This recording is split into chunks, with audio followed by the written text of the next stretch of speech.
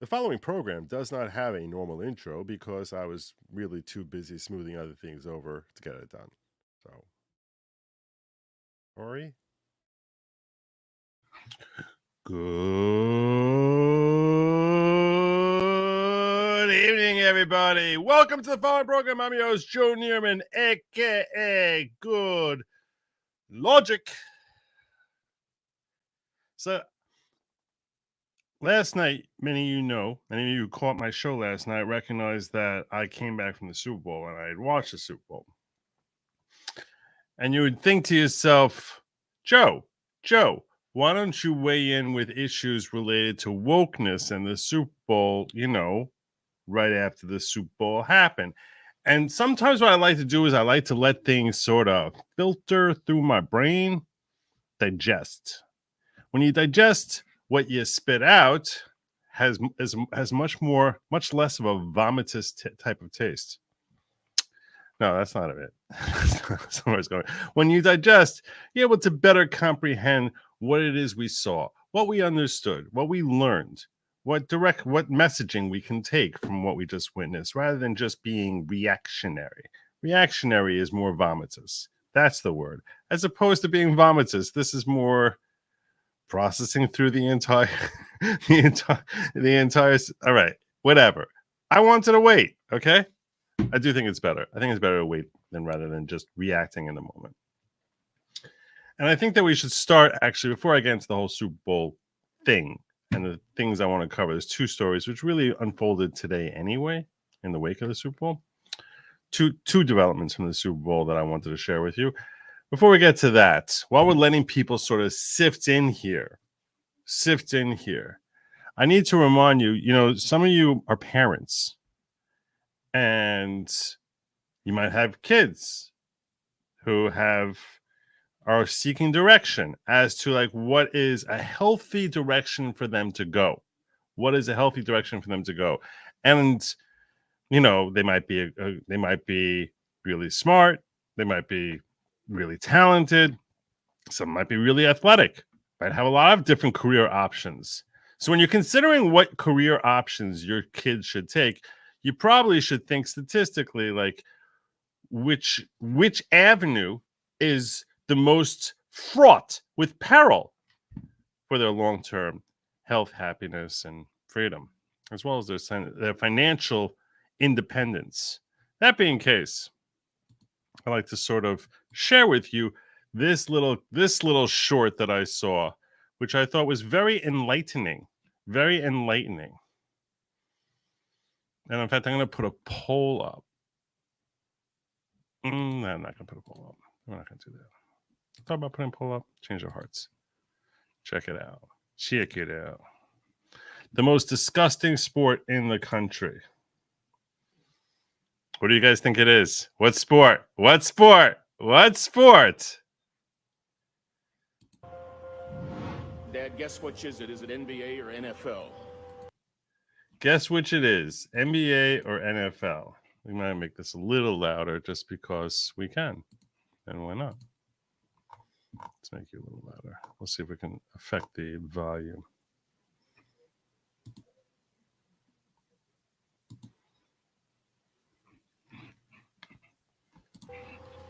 "36 have been accused of spousal abuse. 7 have been arrested for fraud.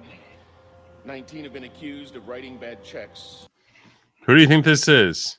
This is from the NFL or the NBA? What do you think? NFL, NBA. Let's start over again. 117 have directly or indirectly been bankrupted at least 2 businesses. 117 have directly or indirectly bankrupted at least 2 businesses. At least 2 businesses. Oh my God, let's start this over. The most disgusting sport in this country. Dad, guess which is it? Is it NBA or NFL? 36 have been accused of spousal abuse. 7 have been arrested for fraud. 19 have been accused of writing bad checks. 117 have directly or indirectly been bankrupted at least 2 businesses. Wow. 3 have done time for assault. Three of them time for assault. Repeat, 71 cannot get a credit card due to their bad credit. 14 have been arrested on drug-related charges. 8 have been arrested for shoplifting. 21 currently are defendants in lawsuits, and 84 have been arrested for drunk driving in the last year. How many of you think NBA? How many of you think NFL?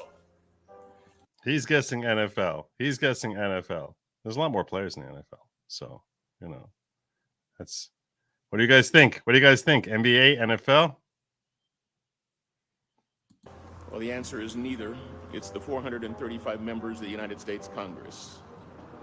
The most disgusting... Some of you guessed, and I give you credit. Some of you guessed that this is, you know, you were guessing, yes, LOL Congress or Hunter. Yeah, I got it, and I think you're right. I have to start doing some of...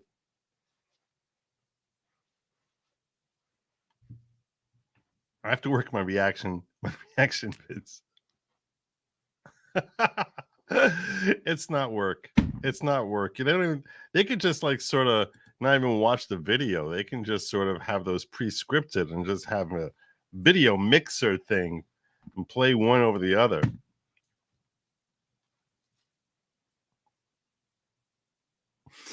You just sort of have them canned. That'd be great. That'd be great. What a great gig. What a great gig. Yes, that's Congress for you. That's Congress. Don't send your kid to Congress. That's the message that's the message of the day. Do not send your child to Congress. And if you want to be successful in failing to win, just trust this woman right here. She knows best. Hillary Clinton says Biden's age a legitimate issue, but he should lean into years of experience. Years of experience. I think he's reliving his years of experience. I don't know. That's her suggestion. That's what Hillary says. It's a legitimate issue. Lean into your years of experience. That's what you should lean into it. Just lean into it. Lean into it. She's giving PR advice. The woman who coined "I'm with her," as in I'm withering. That's an inspiring message. That's an inspiring message. She knows how to win. She knows how to win.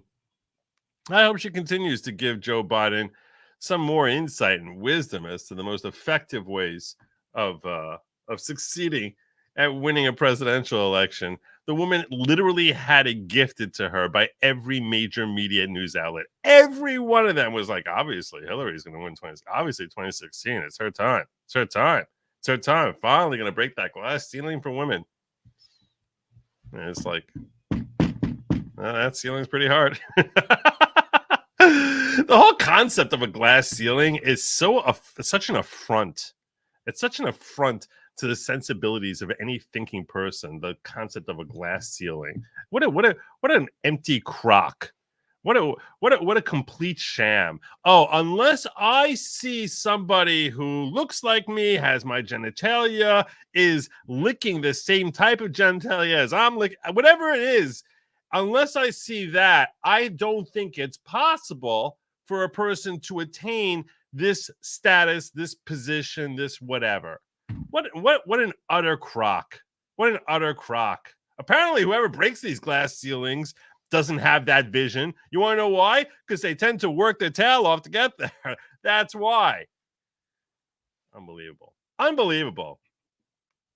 But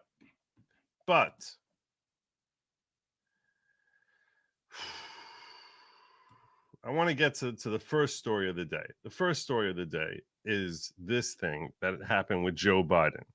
Joe Biden, where he was trolling supposedly. Check out this story here. All of a sudden that troll, or whoever is writing for his account is. Check this out. I want to thank at the very end, John has inspired me. I want to just thank President Biden for the PSYOP. Just an amazing rigged script in coordination with Pfizer. He rigged it perfectly. Rigged it perfectly. After the Super Bowl, which I will point out to you in case you missed, I think I mentioned this last night. A lot of people speculated speculated that the NFL would be very pleased, very, very pleased by the idea of the Chiefs winning the Super Bowl. And the speculation that went behind it was basically like, so there's a lot of new Chiefs fans now, courtesy of Taylor Swift. People who never cared about the NFL really care about it, and the Chiefs win. That'll help lock them into being big fans of the Chiefs and the NFL. So this is good for the sport. You create some new big bad guy. So if they win, if they lose, a lot of them may become disaffected. If they win, some of them are more likely to stick around. And that's what the NFL would want. Now, somehow, the left turns this into something that has something to do with something political, or Biden's writers do. And apparently this is something, I don't even understand the connection here. So Joe Biden sent out a tweet or a post or whatever they call it on X these days, sent out an X, which basically says, just like we drew it up, which this supposedly was supposed to be trolling MAGA, that ha ha ha, you think that, you know, the DNC is, you're a bunch of conspiracy theorists who think that, you know, the DNC is controlling the NFL. This was an all-timer. Perfectly. Just a masterful. Masterful.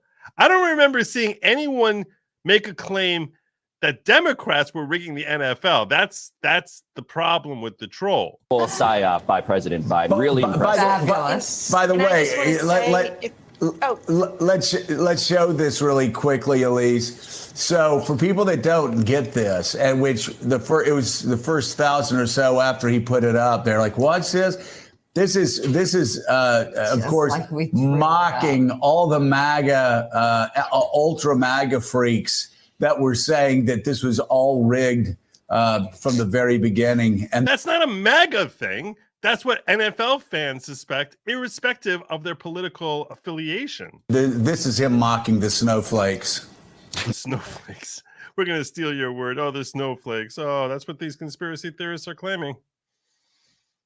Just like we drew it up, Elise.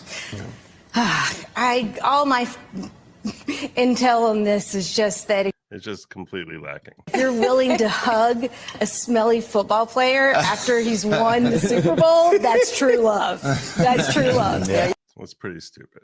And I think you're being a little unfair to Kyle Shanahan. I still think he's the best coach in the NFL. And I think that, look at how far he took Brock Purdy this year, and who knows what's next. These idiots. Like, I really know a lot about the NFL. I know that Brock Purdy is the quarterback of the 49ers, and I know the name of it.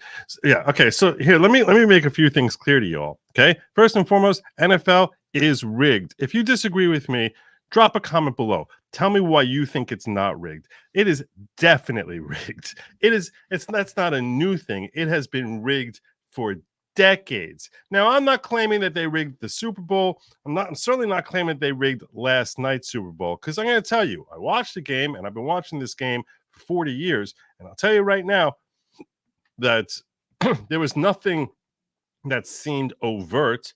And Patrick Mahomes, if you're not following football, you can't appreciate Patrick Mahomes is a freaking wizard. The dude is crazy. He has talents that dwarf. I'm sorry, any quarterback you want to name in history, his ability to escape while running around and can run for first downs, and his ability to read defenses, to look people off, to throw a freaking no-look pass. I saw this guy, there's a clip of him 4 years ago, literally looking this way, throwing the ball 30 yards downfield on a perfect dime that way. It's insane. He can do things that no one else can do. And I didn't see anything. Normally, the way that we can have concerns about there being some sort of rigging is when the officiating is all of a sudden very sus, something that looks like a very obvious pass interference goes uncalled, that don't seem like they actually happened, all of a sudden happen, or turnovers that happen that seem like they definitely happen. All of a sudden we get some weird tuck rule or something like that. Thank you, Tom Brady. So yeah, I seen all sorts of weird officiating. Don't even get me started about a game in the playoffs between the Lions and the Cowboys. I've seen bizarre stuff. Okay, which you can only be like, come on, Come on. And I have a whole theory behind the NFL rigging games, not in the playoffs specifically, really much more during the regular season, how you can actually predict, I say predict which game will be tossed. Predict it. It's true. I actually, many years ago, when I was mildly involved with making investments in various teams, I operated under that theory that this game fixed. And I don't think it's necessarily even the NFL. It could be Vegas that's fixing it. Honestly, it likely is Vegas. But this whole notion that it's like the DNC or that Biden has anything to do with it. No, this is capitalism. That's what it is. That's what it is. It's capitalism. It's a little bit of a corruptness in capitalism, but that's what it is. But it's like all of a sudden it's like, ha ha, we got you, Mac. No, it wasn't even like it was people in MAGA who were speculating this. This has been speculated by NFL fans for decades. It's so weird. They're so desperate to find some way to own. Ha ha, you snowflake. It's like, yeah, okay. All right, Joey boy. All right, Joey boy. All right, Joey boy. Anyway,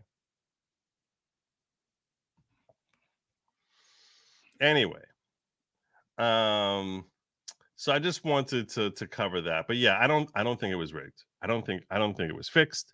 I don't think anything of the kind. I don't think yesterday's game was at all rigged. I didn't see anything. If someone has evidence to why they think otherwise, I'd love to hear it. I'd love to hear it. But there was no funky call. There was no nothing. There was really no nothing.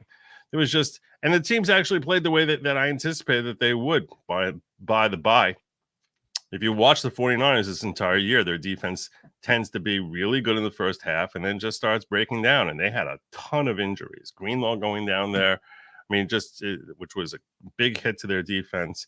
It's just like they were having their struggles as it got down as the game progressed, and that's consistent with the way they've operated for much of the season. So. Anyhow, I digress. The real thing I wanted to get to was this. Now, I got to be honest with you. I didn't know nothing about this concept of a black national anthem. Because usually when I watch the Super Bowl, I'll tell you right now, I go to a friend's house and we usually start it late. We usually will start it. No one's watching their phones. We'll start it like 20, 30 minutes in. And it'll just be queued up to the coin toss. And that's it.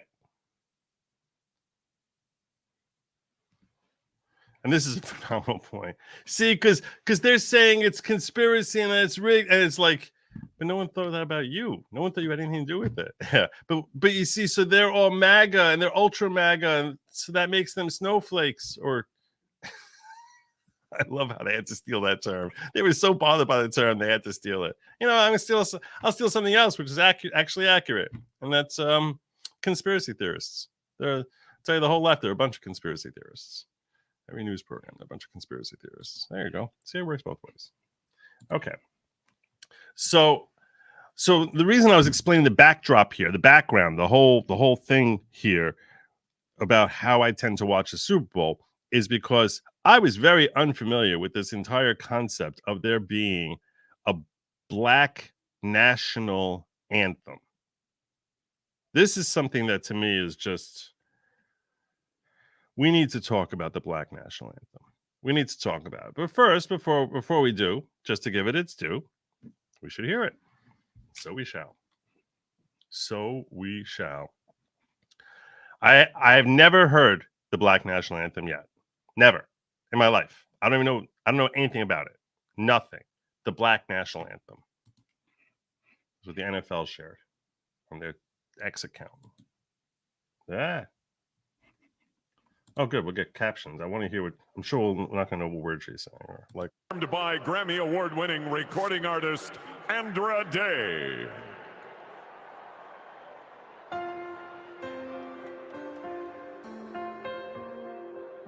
It's got a whole walking in Memphis kind of. What? Lift your voice and sing. Till earth and heaven ring with the harmony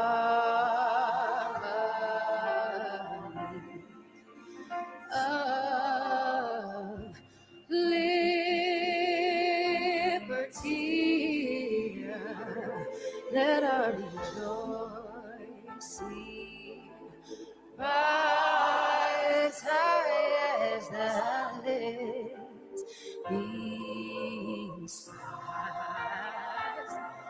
Let it resound loud as the roar.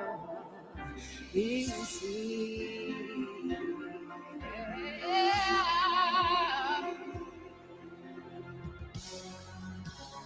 I don't know. There's no chorus, right? Is there a chorus? There's no chorus. I'm assuming there's no chorus. I'm assuming it's supposed to be okay. Let's hear. I just want to hear it first. I don't want it to be that like I haven't heard it. Sing a song full of the faith that the dark past has taught us.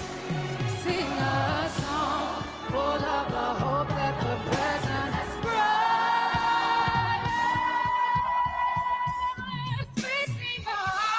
This was written 100 years ago, right? This was written 100 years ago. Okay. I sing a song on your day begun. Let us march on to victory. Victory? Victory over who? Over what? To victory.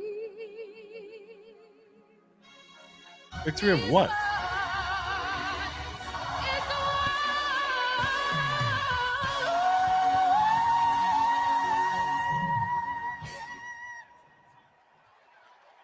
Okay. So I'm going to give you my thoughts. Okay? I want to give you my thoughts on this.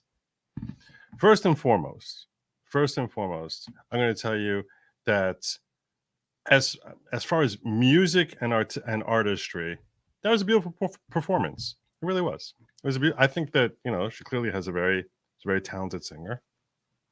And the song has a certain prettiness to it. I can't deny that. And the messaging behind this song, as far as the song unto itself, standing alone on an island, I'm not sure what it means as far as victory, but, I can understand contexts where, that's could be a rousing song. So as far as the song unto itself, there's nothing about this song or this performance in the sense of it, just an individual singing a song. And the background, the harmony that they had going on there, beautiful. There's nothing anyone could find objectionable in that. There really isn't. Just being realistic.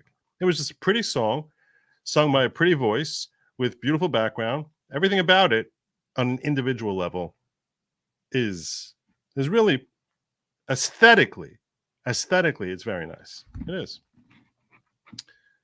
But that's not the issue here. That's not at all the issue here. No. What makes this performance here that she did, despite its beauty, despite its aesthetic niceties, what makes it actually a gross performance is the fact that they refer to it as the Black National Anthem. That's what makes this disturbing. That's what makes this gross. That's what makes it self-destructive. That's what makes it harmful and dangerous. Not to me, not to people who look like me or people who share my heritage. No, this is self-destructive conceptually to America at large, and most specifically to the Black community. Because what you're essentially saying is we are not part of this country. We are not a part of the American fabric. We are completely isolated from the rest of America because we have a unique history, which frankly, it's not even true. It's not true for probably the majority of Black Americans, because I think the majority of them probably don't even have ancestors who were slaves. But because your pigmentation is darker, all of a sudden now you have some struggle against America that you need to rise up against and you need to find your empowerment by coming together as a cohesive unit against other people who don't look like you. This is exactly the type of damaging messaging which is first and foremost destructive to the people who actually believe this crap. The people who actually say, yeah, that's true, we need to fight our struggle against the white man. This is self-destructive. Nobody is out to get you if you're black. Nobody hates you look, are there a certain percentage of people who are wacko, loony, racist? Yes. What level of power do they have? Thankfully, fortunately, next to none. And I'll tell you something else. They're always going to be out there. This is something that, as someone who's a practicing Jew, and I don't hide my Judaism or my Jewish faith or my Jewish heritage, yeah, I face it sometimes also. I feel you on that. But if you sit back there and you say, oh, I have to rise up because there are people out there who hate me, there's something wrong with you. Because what you're doing is you are letting that very, very small, insignificant percentage of people out there who are lunatic, racist jackasses control your mind. And what happens here is, so what do? You create more racism where it's like, oh, it's us versus them. Well, as soon as you start creating an us versus them mentality, it is not a national anthem. It is the exact opposite of a national anthem. It is a destructive, rip apart the fabric of the whole concept of a melting pot, and let's just completely throw that in the garbage. All the concepts that America has been built on, that this is a land for immigrants who don't have shared DNA, don't have shared necessary cultural values, to be able to come together and operate under certain basic premises and ideals which hold universal through humanity. But instead, what you're saying is, I'm not going to fixate on the human element to the people, my demographic here. I'm going to focus on the most insignificant, unimportant, stupid thing about a person, which is their outward appearance. What a completely fatuous type of perspective. It's worse than fatuous. It's that it's harmful. It's dangerous to the very people who actually swallow this crap, because they spend life in misery, because they feel as if they're never going to find happiness. How could anyone find? Let me ask you this. Think for a second. Just put yourself in the mindset of someone who actually swallows this crap, someone who actually swallows this tripe and actually thinks, yeah, you know what? It's true. There's no way I can possibly succeed. I'm in a system that's rigged against me because of my skin color, because my heritage, because whatever it is, that the system is rigged against me. If you actually swallow that crap, which is obviously not true considering the equal opportunity that is out there, but if you swallow that crap, not only are you ignoring all of the evidence to the contrary, all these different individuals who someone managed to rise up out of that level of oppression, out of standing low and able to rise up into becoming great, powerful, influential Americans, you're just ignoring all of them and just dismissing them, or saying that their accomplishments don't really matter, or saying that you're insignificant and cannot possibly in any way mirror their types of success, and saying, no, I'm helpless, I'm weak because I'm in a system that's oppressive and it's rigged against me. This is the worst messaging you can give a child, and to children, it's the most damaging thing in the world, because you're basically telling children who believe this, oh yeah, you're effed. Sorry, you're born black. Sorry, you're born Jewish. Sorry, you have some other mitigating factor against you, so you're screwed. What a terrible, awful, disgusting, terrible message this is. Is the song aesthetically pleasing? Yes. Was it beautifully performed? Yes. But the idea that before the biggest event on TV of the year, that this is a mandatory thing, that we have to put this messaging out there, is so pathetic, that the NFL is such cucks that they have to bend the knee to these woke jackasses who don't care about justice. They don't care about the actual constituents that they're purporting to help. No. All they care about is more division. In a country which is founded on the ideals of, hey, we are all the same. We are all humans. We all endowed by our creator with certain inalienable rights, not because of our skin color, not because we have some sort of blessings of heritage or DNA or anything like that, just because we are humans. And that concept, which is what makes America such a brilliant and beautiful place, you are throwing that beautiful idea in the garbage, and you are saying, no. We need to make this a freaking tribal war. What a moronic perspective this is. So aggravating. So freaking aggravating. Can't stand this. Can't stand these people. So self-destructive. And like I said, is it destructive to me personally? No. I feel bad for some little black kid who sees that and is like, oh, that's my national anthem. Because I'm not part of the regular national anthem. So terrible.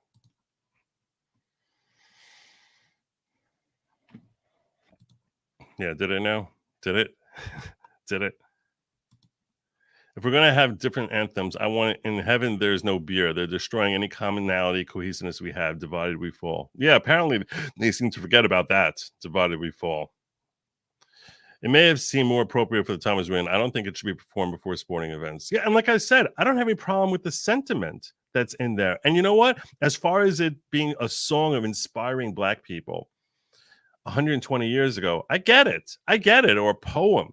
That's very different from saying this is our anthem. This is our national anthem. That's basically saying the regular national anthem, which is basically an anthem to undiminished spirit, to fighting against all odds and never yielding, and standing up for human civil liberties and the fight for freedom. That's not part of you. That's got nothing to do with you. Stupid. So stupid. Song wasn't on the broadcast. We only performed for attendees. Oh, well, that's good. That makes me feel a little happier. But apparently, it doesn't make everyone happy. No. It doesn't make everyone happy. Some people are very, very upset and offended. Some people are very upset and offended. I'm referring specifically to Representative. Oh, thank you. Thank you very much. Some people are very, very upset. Specifically, I'm referring to Representative Steve Cohen from Tennessee on Sunday, criticized the Super Bowl crowd for not standing during that crap fest, which, like I said, and I want to be clear here so there's no confusion, it's standing alone. If you don't call it a national anthem, it's a pretty song. It's a pretty song, and it was beautifully performed by the artists and the background. Everything about it was pretty. It's the concept that's motivating it, that says we have to put this at the start of the show, which is what makes it disturbing. For not standing during the performance of Lift Every Voice and Sing, widely known as the Black National Anthem. Very, very few stood at the Super Bowl for Lift Every Voice and Sing. Thank God. Yeah. Hopefully no one should stand for that crap. No one should stand for it. Are you forced to stand if Billy Joel performs We Didn't Start the Fire? Is that going to be something we should stand for? We didn't start the fire? Idiocy.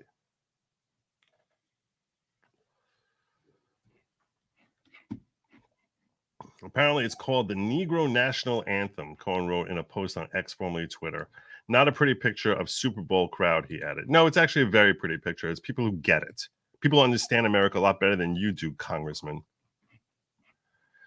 This year marked the second time the anthem was performed in official capacity at the Super Bowl. The anthem was performed by Grammy winner Andrew Day, and Reba McEntire performed the Star Spangled Banner. The Black National Anthem was originally written as a poem by former NAACP leader James Weldon Johnson in 1900. Last year, it was performed for the first time at the Super Bowl by Emmy winner Cheryl Lee Ralph, following heightened security of the Star Spangled Banner and its connection to race and slavery. Race and slavery. Yeah, that's what people think about, obviously. I mean, I guess if you infuse the concept that the flag itself is about race and slavery, well, in that case, the Star Spangled Banner also would have that. But that's a massive part of the problem right here. That's a massive part of the problem. How the hell the Star Spangled Banner and its connection to race and slavery, when it was composed by Francis Scott Key, when he was literally watching a battle. And it was a slave uprising that he was watching. Idiots. Cohen, who represents the Memphis, Tennessee in Congress, defended his original statement in response to some criticism and replies to his post. I stand for both, Cohen said. Aren't you the ultimate cuck? Oh, you stand for both. I'm sure you're washing the feet of every trans person who walks through your office.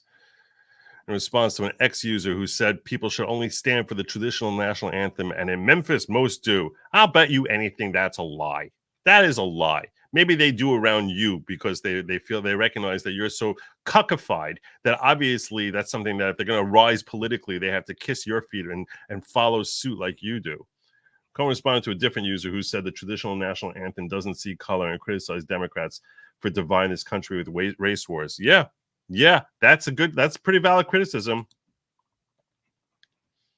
Well, I honor our national anthem and respect it as representing our country and our pride in it, Cohen wrote. However, if you look at the history and some of the verbiage, it does relate to slavery and not in a questioning manner. Let's look through that verbiage here.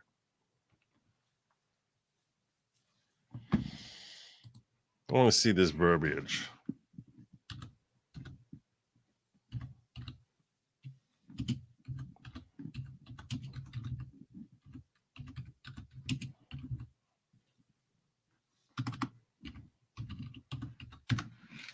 I don't know. Was it?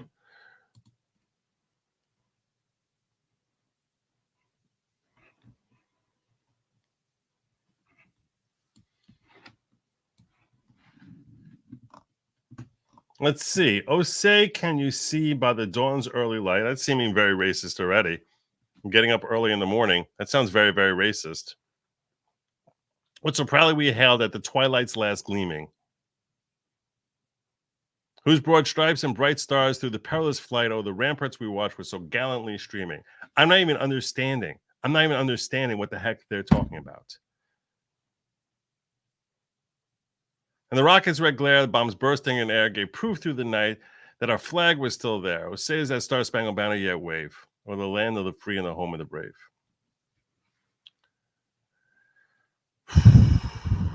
I'm trying to see if there's even anything later in it which is remotely.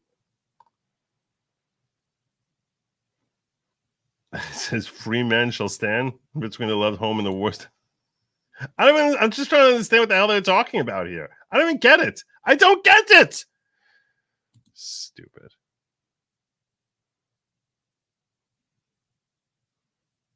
So aggravating. It was broadcasted. Like I said, I don't watch that part of the Super Bowl. So, I don't know. Yeah, but Congressman Cohn, seriously, you're a turkey. You are. You're a turkey. There's no other word for you. You're just a turkey. Tired of these woke people trying to do everything they can to divide us. Everything possible to divide us. Everything. In the second or third verse.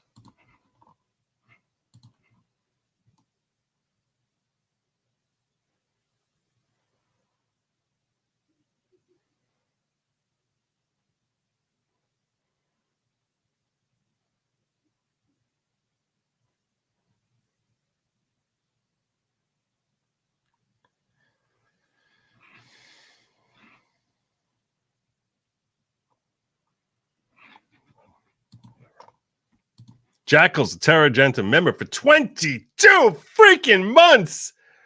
We need to start the fire. It's a boomer anthem. At least boomers contributed to society before graping into a coma. Black America hasn't since the 1850s. I mean, 1960s.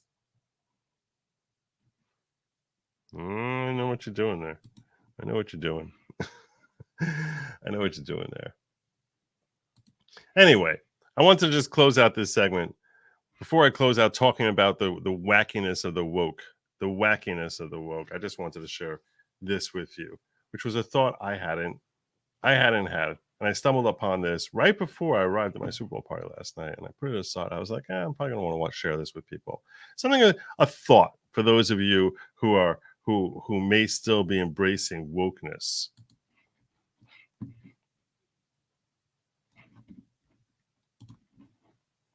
Hey, she has a point. Listen to this. So if I was like hiring and I saw pronouns, here's what I'm going to assume. I'm going to assume you're obviously very liberal. Okay. That's true. If you're putting pronouns in your bio on a CV, you're obviously very liberal. So what does that make you think? So I'm going to assume you're one of those people that is super far left. Yep. Hey, I'm gonna assume you're not a very hard worker. Interesting. If you're far left, you're probably not a hard worker. You are either a female or you're a probably not straight guy. You're at the very least. I mean, and this is something I covered on Locals, on one of my local streams recently with Jordan Peterson, where he broke down that most woke people, that part of being woke, one of the 5 characteristics is basically that you're a very strongly feminine personality. Because the entire concept behind being woke is that you allow your emotions to be weaponized rather than thinking through exactly what's happening when an argument is being presented. So allowing that, and that's considered a feminine trait. So everything in the office is going to have to cater to you, your feelings, your needs, and your emotions. So everyone around you is not going to be able to be themselves and walk on eggshells. Wow. That's pretty damning indictment. And nothing she's saying there is inaccurate. You don't have to feel like, imagine if you spend every day 8 hours a day around someone who's just like really strongly woke, and you actually have to sort of get along with them on some level. So it's like now you have to be like nervous that like, oh my gosh, I phrased something in a way that's going to trigger them into some sort of whole confrontation with me because they have to stand up because they got their whole she, her, they, them personality going on here. I'm dealing with, and if it's they, them, it's not just one personality, it's multiple personalities. It's some sort of fluid personality, whatever personality it is right now. I don't know what it's going to be 10 minutes from now. Yeah. Basically, that you're going to have to spend your entire time catering to this person. Why would anyone want someone like you unless everyone's like you in a work environment? You're going to be the laziest person. You're going to be the most entitled, complain the most, and I think you're going to be the first to sue. So shocker that pronouns weren't helping you guys. Sorry, is there anything I missed there? What do you think? Do you think she missed anything? What did she miss? Did she miss anything? As far as if you saw, imagine you're an employer and you saw pronouns in a bio.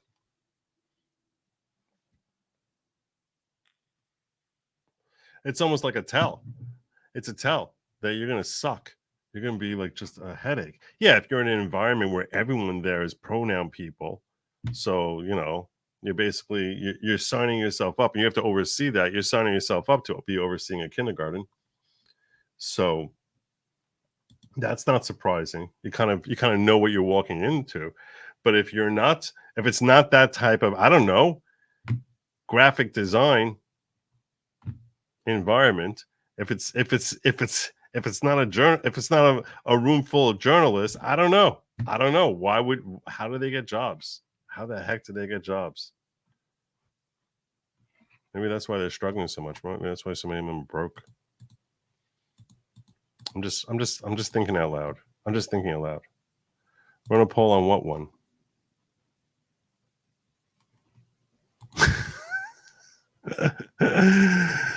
Maybe.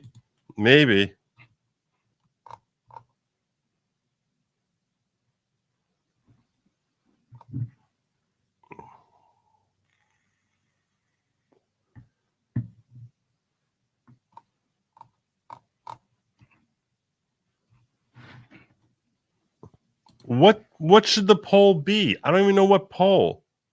What do you want in a poll? Yeah, she was based. You can tell because she didn't have a nose ring and blue hair. You want fries with that, Joe? That's pretty funny. Make companies work with DI and got them jobs. Yeah, that's true. They do work at Starbucks.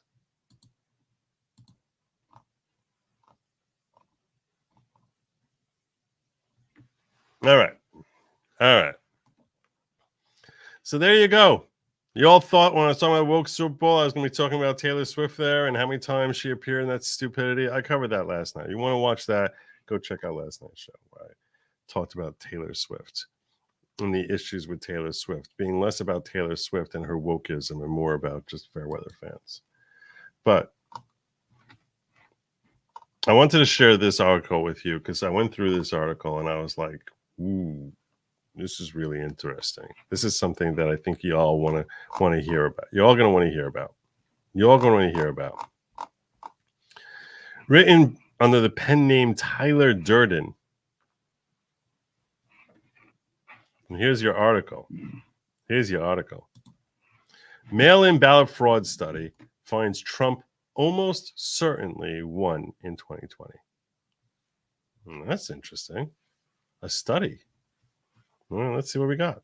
A new study examining the likely impact that fraudulent mail-in ballots had in the 2020 election concludes that the outcome would almost certainly have been different without the massive expansion of voting by mail. Okay. The Heartland Institute study. Let's check out this study here while we're here. I didn't really want that.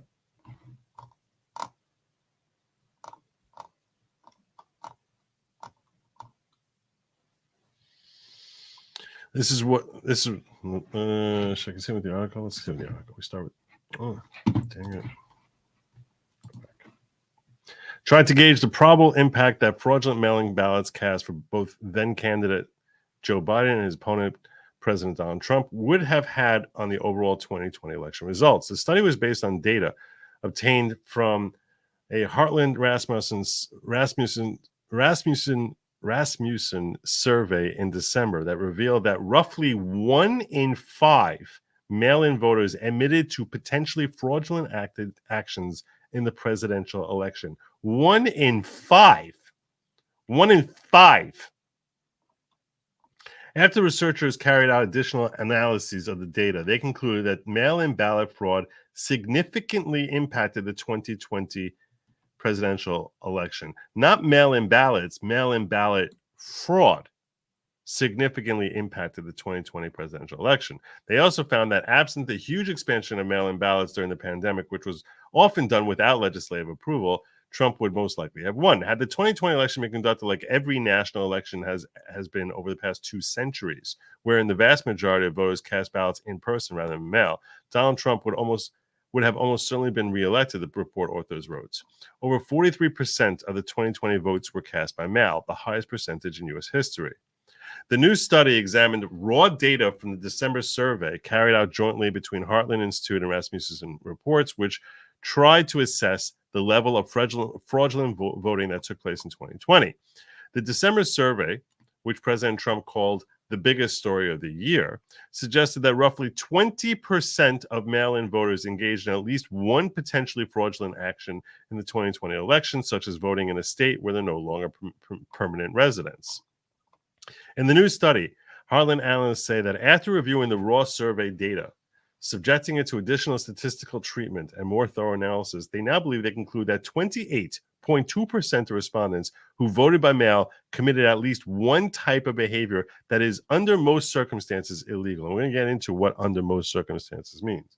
And so potentially amounts to voter fraud. This means that more than 1 in 4 ballots cast by mail in 2020 were likely cast fraudulently and thus should not have been counted, the researchers wrote. A Heartland Institute research editor and research fellow who was involved in the study explained to the Epoch Times in a telephone interview that there are narrow exceptions where a surveyed behavior may be legal, like filling out a mail-in ballot on behalf of another voter if that person's blind, illiterate, or disabled and requests assistance. However, the research fellow, Jack McFerrin, says such cases were within the margin of error and not statistically significant. So what is the only thing that's taken down? That some people are blind, illiterate, or disabled. Because the question was not, did you commit voter fraud? It's, did you fill in a ballot for other people? Right? I mean, that's what it is. We'll come back. Hold on a second.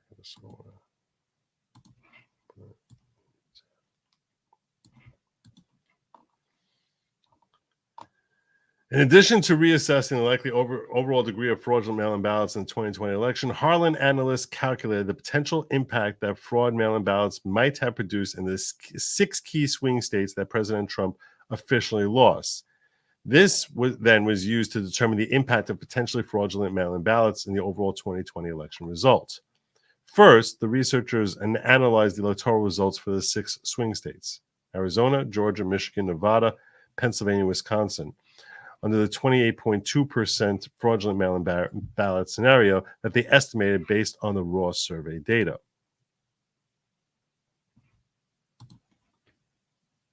I'm shocked. Shocked, I say! Shocked! Then they calculated the electoral results in the 6 states under the different scenarios, each with a lower assumed percentage of fraudulent ballots ranging from 28.2% all the way down to 1%. By the way, I just want to point this out. This is a major part of the issue as to why it is that the left fought so vigorously. I don't know why my tongue is. I'm fasting. That's probably what it is. I'm on a. It's not a religious thing. I'm on a self-imposed 3-day fast, which I'm 24 hours into, and I'm not eating for another 2 days. So I think it's affecting my tongue, which feels swollen, and my vision, which seems really blurry, which is why when I'm looking at the camera, I get like very confused when I'm staring directly at the camera over here, because I can't like even really see even with the glasses, because I'm just sort of like, ooh. But I'm assuming that by day 2, everything's going to be totally fine. So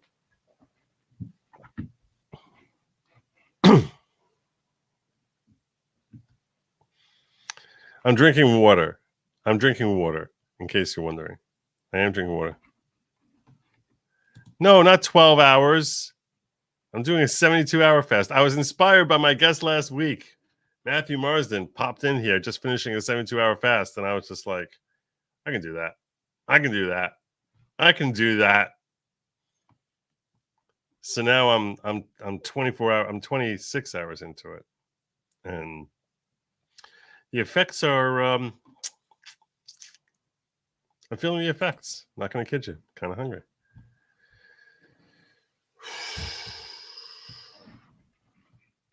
All right. First, the researchers analyzed the electoral result for the 6 swing states, Arizona, Georgia, Michigan, Nevada, Pennsylvania, Wisconsin, under the 28.2% fraudulent mail-in ballot scenario that they estimate based on the raw survey data. Then they calculated the electoral results in the 6 states under the different scenarios, each with a lower assumed percentage of fraudulent ballots ranging from 28.2% all the way down to 1% for each of the 29 scenarios that they assess. The researchers calculated the estimated number of fraudulent ballots, which were then subtracted from overall 2020 vote totals to generate a new estimate for vote totals. Can you give me the vote totals here? This is what I really want to see. I really want to see more than this article here. I really want to see this. See if you can give me vote totals here.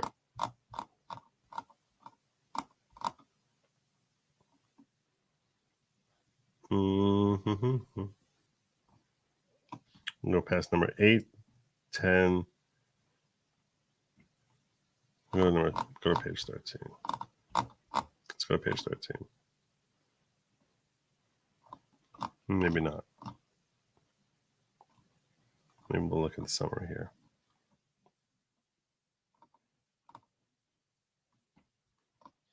We'll start here.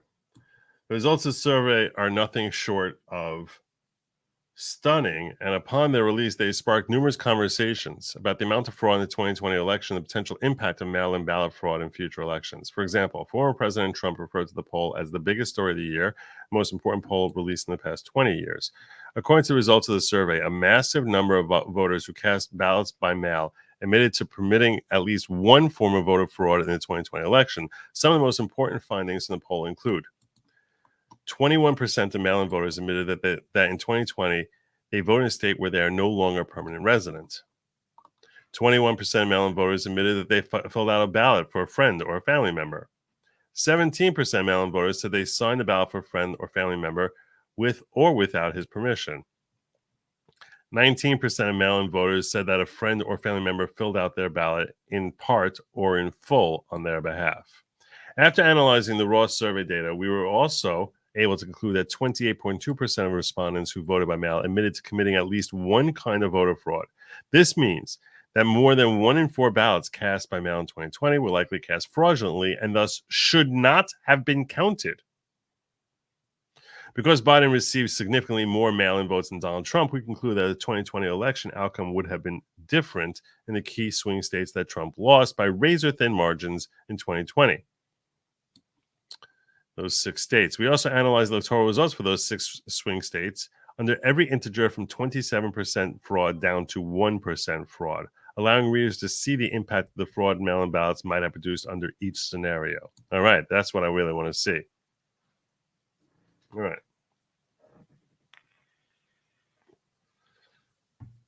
This is what I want to see. We made a number of assumptions and gathered our data from various sources in addition to our poll, which is detailed in the methodology and data sections. The results of our analysis are outlined below.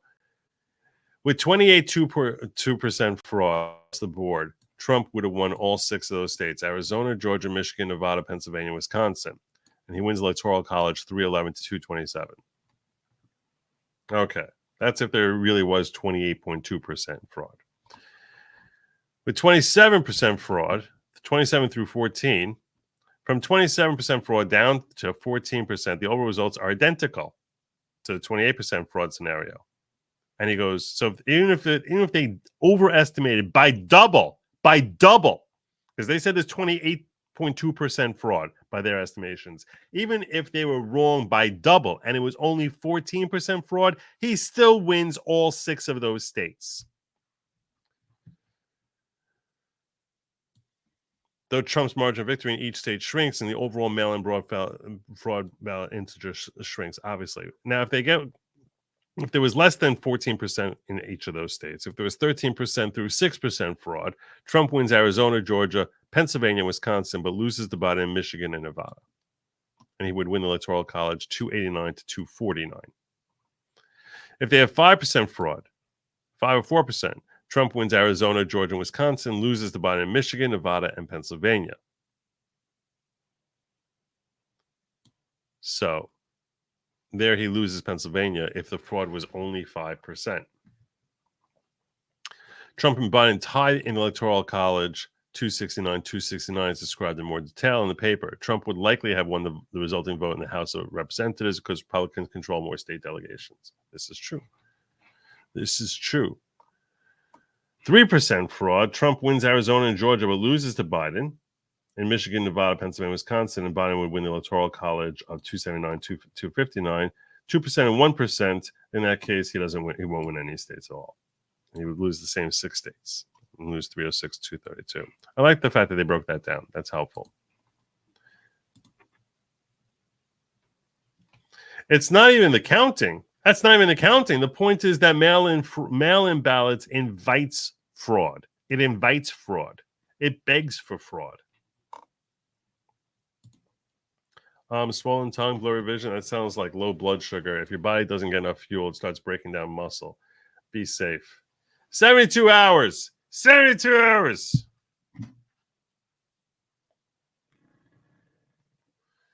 I can do it. I can do it. We also the Trump v. Biden rally crowds. Does anyone really believe Biden won on the merits? Of course not. Okay, so here's the thought, though. The thought process that the left has been trying to sell, that they've been trying to sell for the last 3 years, is that Trump is very polarizing, and a lot of people came out to vote against Trump. And to be fair, I think that's a reasonable conclusion. I have admitted on this platform many times that I believe that if Trump is on the ballot, the total number of votes goes up probably by 5 to 10% as far as how many votes will come in, because he inspires love and he inspires hate. He inspires both. Now, personally, I believe he inspires far more love than hate. The left would have you believe otherwise. But so that's how they try and justify. How they justify that to being 81 million votes is even when making it easier to vote because it's voting by mail, but that he got more votes than any other human in history, and people actually still believe this crap, is just an astonishing blindness to me. And I'm going to believe that for the rest of my life. No one's ever going to convince me otherwise. 81 million votes. Just stop it. Just stop. How stupid. I think you have to be stupid to believe he got 81 million votes. We also include a scenario in which Trump and Biden voters committed fraud at different rates, stemming from the differences in self-admitted mail-in voter fraud among Trump and Biden voters. However, due to its small sample size, the margin of error for these estimates is too high to produce statistically reliable results. Our analysis indicates that at the 28.2% fraud rate, Biden voters admitted to committing at least one form of fraud at a rate of 23.2%, and Trump voters' self-admitted fraud rate was 35.7%. Even under this scenario, Trump would have defeated Biden in Georgia, Pennsylvania, Wisconsin, and won the Electoral College 270 to 260. 278 to 260, excuse me. Ultimately, our study shows that the 29 different scenarios presented in the paper, Trump would have won the 2020 election in all but 3 when mail-in ballot fraud is limited to 1 to 3% of the ballots counted. Hence, even if the level of fraud detected in our survey, 28.2% of mail-in substantially overstates, 28.2%, substantially overstates the actual level of fraud that occurred, Trump would likely have won the 2020 election anyway. We have no reason to believe that our survey overstated voter fraud by more than 25 percentage points. It does seem astonishing to even claim that their study is off by 25 points. And thus, we must conclude that the best available evidence suggests that mail-in ballot fraud significantly impacted the 2020 presidential election in favor of Biden. In other words, had the 2020 election been conducted like every national election has been over the past 2 centuries, wherein the vast majority of voters cast ballots in person rather than by mail, Donald Trump would almost certainly have been reelected.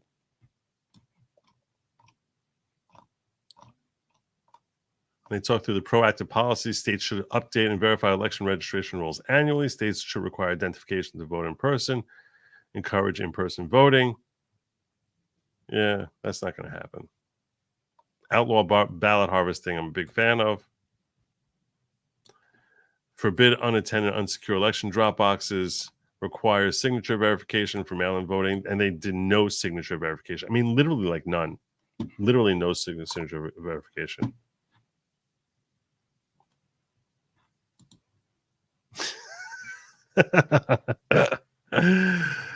Yeah.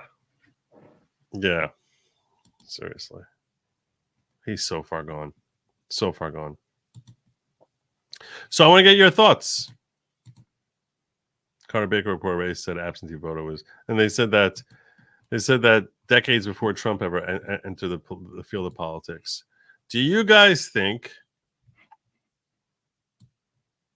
that there's any scenario, even if we account for added votes because mail-in makes it easier, added votes because people hate Trump, you think there's any scenario that he lost this election legitimately? You want to see the sample size and the data? I think this is a fair question. So the data.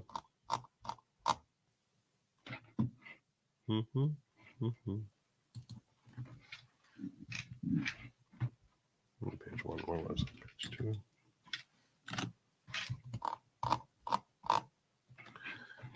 The data is on page 18, so let's go there.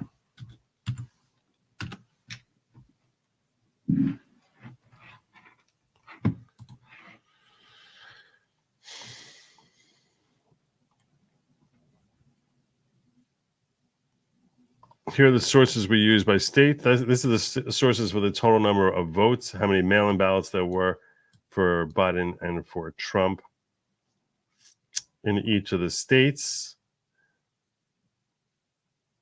That's not really what we want. We want to see where they got their 28.2%.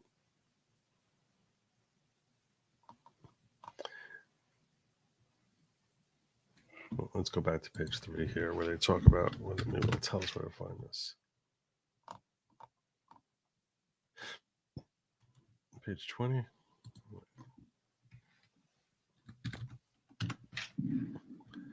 To determine the effects of mail-in vote fraud might have had in the 2020 election,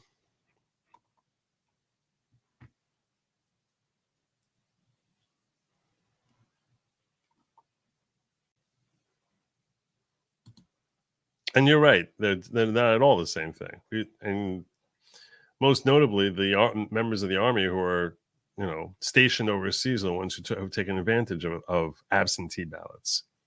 But it's not at all the same thing as mail-in. Don't forget that Trump was up in multiple states when polling stations closed. How did Biden get so many votes after the closing of polling stations? Well, they claim it was mail-in. That's what they keep saying over and over again. Data shows N equals 81 million. So, okay, the results. Determine the effects that mail-in fraud might have had in the 2020 election. We applied the aforementioned specific range of fraud percentages in the collected election data highlighted in the previous section. So I want to see here.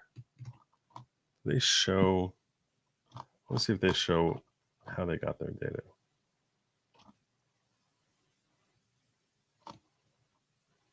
All right, let's look at their methodology. We're going to look at this a little more closely here. We got some time. Okay, so from November 3rd to December 6th, Rasmussen Reports conducted a national survey of 1,085 likely voters authored by the analysts at the Heartland Institute. Survey asked voters a series of questions about voting in the 2020 election.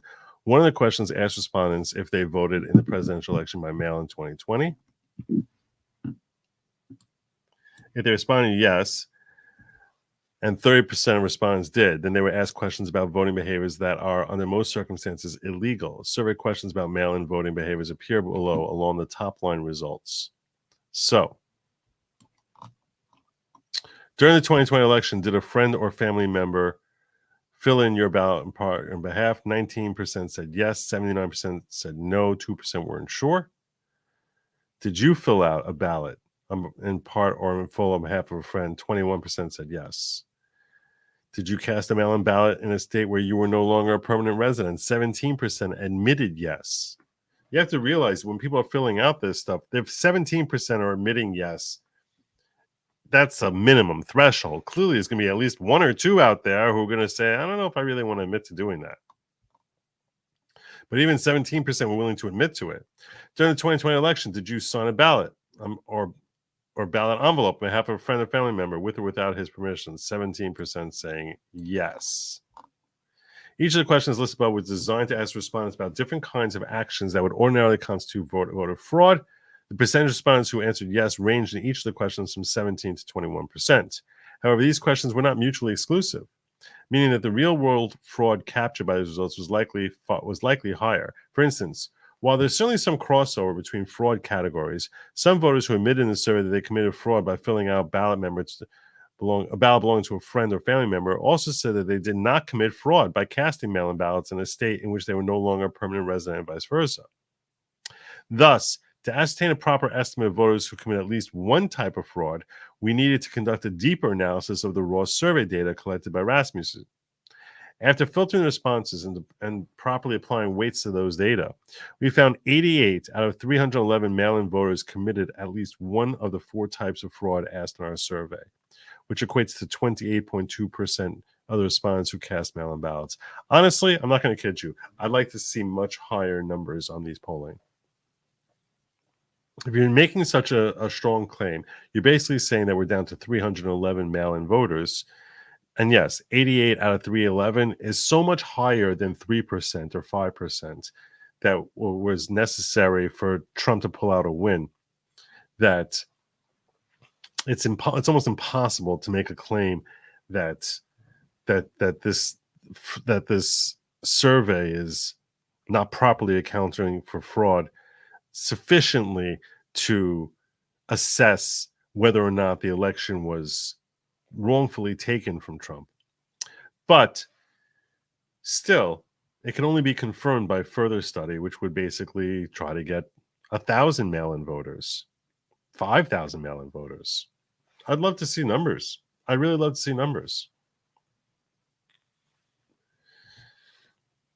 As you'll see in results, our estimate that 28 point. I like to see it broken down by state. Maybe it happens more in one state than another state. That's another way that I would better this study. I want to hear from like 500 mail-in voters from Pennsylvania. This way we can get a better feel for what the numbers were in Pennsylvania as to how much fraud was committed. That would be ideal if you can get 500 mail-in voters from every state, every one of these 6 states at least. As you'll see in our results, our estimate that 28.2% of mail-in voters committed fraud is the starting point of our analysis, but it isn't the only possibility that we consider. We also show how the 2020 election would have turned out in the key swing states that Trump lost in 2020. Under a multitude of other scenarios, in addition to the 28.2% scenario, we analyzed the electoral results for the 6 swing states under every integer from 27% down to 1. And they start with 5. Let's look at their assumptions here.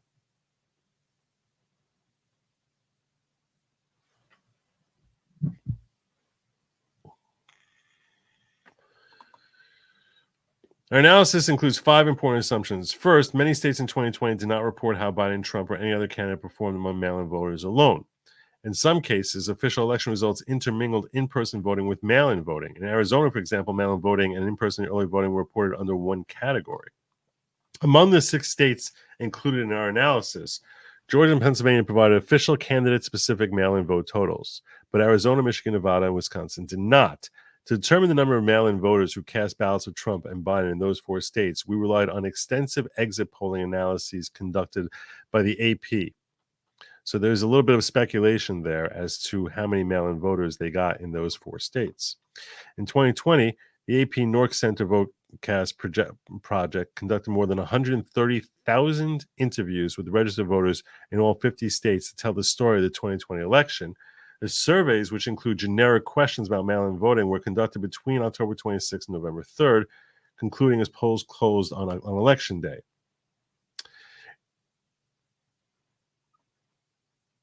We thus assume that the AP NORC exit polling results about mail-in voting are accurate and reflective of what occurred during the 2020 election. They seem, I mean, when you're talking about 130,000 interviews, that's a lot.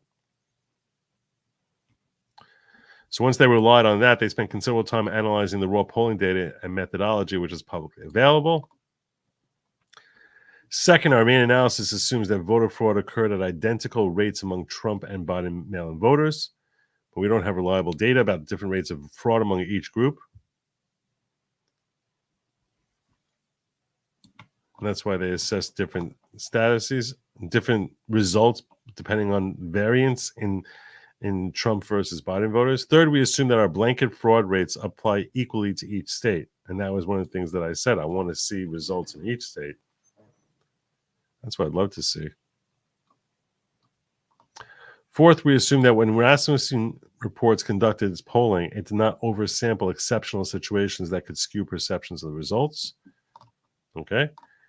And 5, our analysis assumes that the only mail-in voter fraud that occurred during the 2020 election was the fraudulent activities captured by the 2023 survey.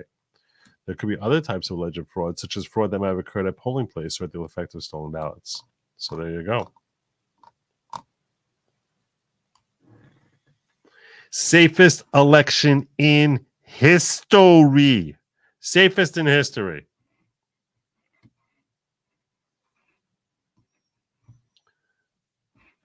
All right. So I think that gave us a little bit better understanding. They already got constitutional amendment in Michigan to allow no excuse absentee drop boxes in early voting. They're setting up a repeat in 2020. Michigan's lost. They're lost. Yeah. That's what they did with the different propositions what they did was they were very, very shrewd in Michigan because they made a big stink. They knew that because of everything that those effing GOP senators did, specifically Lindsey Graham, prior to the 2022 midterm elections, where he starts talking about trying to nationalize an abortion law, they knew they were going to get a massively high Democrat turnout in Michigan. And they put out a proposition. Well, how do they do that? They put out a proposition about abortion to bring out the anti-abortion folk or the pro-abortion folk, the ones who want to abort everything. So they put out that proposition, and they also threw out a proposition enabling drop boxes so that they can basically retain power in Michigan forever. I'll tell you right now, I think Michigan's lost. I think they're lost. I've told this to David from MLS, told it to Adam, who who has a whole thing about trying to get boots on the ground and change laws in Michigan, your state's lost. It is. That right there. Ironically enough, Trump was robbed of his election. It was the Democrats and Capitol Police who were engaged in insurrection on January 6th and should be sentenced to decades in federal prison. Touche. Love it. I want to see who they survey. Data about how they selected a sample. I can make the same survey look very different based on who I survey. So they said that they were reliant on the Rasmussen. I don't know why I keep Dennis Rasmussen. On the Rasmussen survey. On the Rasmussen survey. So that's what they were reliant on. So the question really is less on Heartland than it is on Rasmussen. So, yeah, but that's a fair question because we should analyze the polling to make sure that it's not skewed. I don't have a problem with that. I'm not looking for a side to win. I'm not looking to falsely push forward a message. I really just want truth. See if you can get Joe Van Houten Pulitzer on. He did a full forensic audit of Maricopa County, Arizona in 2020 for the presidential race, 2 million ballots worth. Joe Van Houten Pulitzer. Joe Van.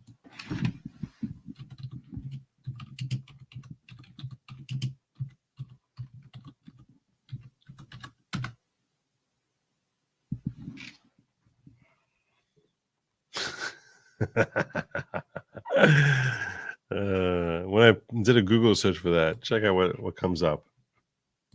First thing that comes up here, which lets me know that this guy's probably onto a lot. American businessman and conspiracy theorist. Oh, that's how Wikipedia labels him. That's how Wikipedia labels conspiracy theorist. I guess that means truth teller.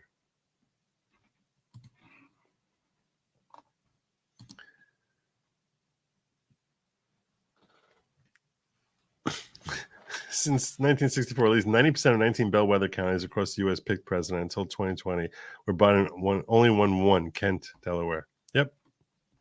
Yep. Hey, folks, Joe obviously had his wisdom teeth removed. Still under anesthetic. Please be sympathetic and forgive his Swiftie tendencies. I do feel like, I'm not going to kid you, I feel like I'm feeling tired. I'm feeling weakened. I don't think we're gonna make the 72 hours. I'm trying to figure out if I can just sort of pass out, go to sleep, and at least eat in the morning. That's what I really want to do. Because I have concerns. I'm looking to crash some weight off.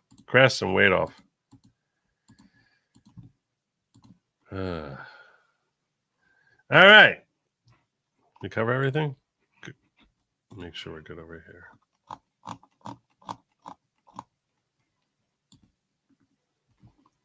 There, good there. Fan says, remember woke now thinks separate but equal is a good idea. Yep, they do. Why we now have separate housing at university and special black and white only spaces. That's 100% correct. I like Mike Rowe's video on national anthem. On this episode. Yeah, it's a 20-minute video. So that's not happening. Sorry, fans. I'm not doing a 19-minute video. I think I'm going to be joining you. I think I'm going to be signing off as well. I'm feeling very I'm feeling low energy. That's what it is. And I don't feel like I'm doing this show the way I want to because I need to be high energy when I'm doing this show. So what I'm going to do is I'm going to basically send you all on your way. That's essentially what's happening here. I'm going to urge you to please sign up at goodlogic.locals.com. That's goodlogic.locals.com as I redirect you all to my friend Nick Ricada, which that's now done. And I'm going to basically wrap it up over here. So I think I covered it.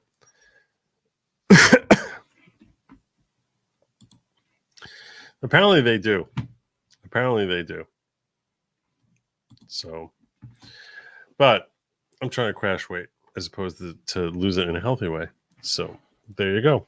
Anyway, I thank you all for joining me.